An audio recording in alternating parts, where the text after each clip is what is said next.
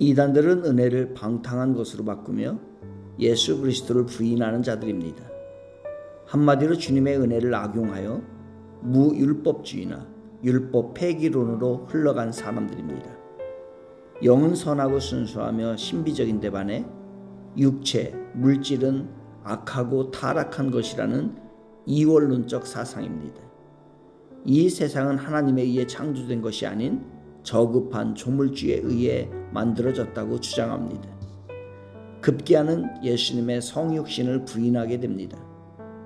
그들은 금욕주의, 쾌락주의, 도덕 폐기론으로 빠지게 됩니다. 믿음은 좋은 것 같은데 도덕적인 모습이 부족한 사람들이 이 사상에 젖어 있기 때문입니다. 이단들이 가는 길을 11절에서 이렇게 말합니다. 화 있을진저 이 사람들이여 가인의 길에 행하였으며 삭슬 위하여 발람의 어그러진 길로 몰려갔으며 고라의 패역을 따라 멸망을 받았도다. 그들은 가인의 길, 발람의 길, 그리고 고라의 패역한 길을 걷는 존재들이라는 것입니다. 결국 이단들은 이 악한 자들의 길을 그대로 가게 된다는 것입니다. 왜 이단들은 이렇게 하는 것일까요?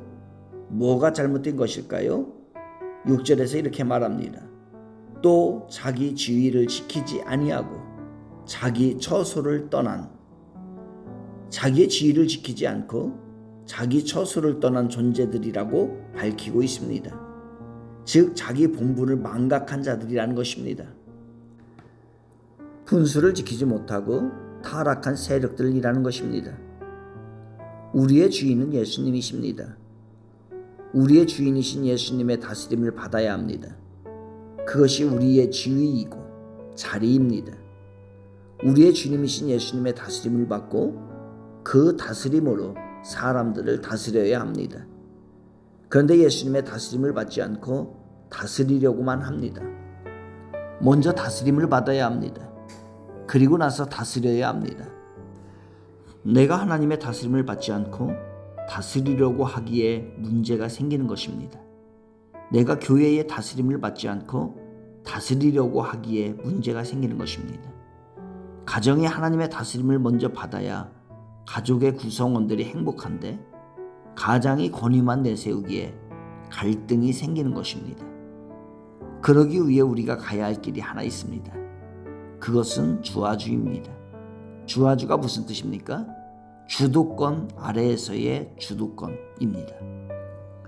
먼저 하나님의 주도권을 인정하는 것입니다. 그리고 그 주도권 아래에서 타인에 대한 주도권을 가지는 것입니다. 하나님의 주도권 아래서 주도적인 삶을 사는 것입니다. 주도권을 무시하고 주도적이 되면 이단입니다. 이단의 교주들은 예수님의 주도권을 버리고 자기가 주도권을 갖는 것입니다. 주도권 아래에 있지 않고 주도권만 가지려고 합니다.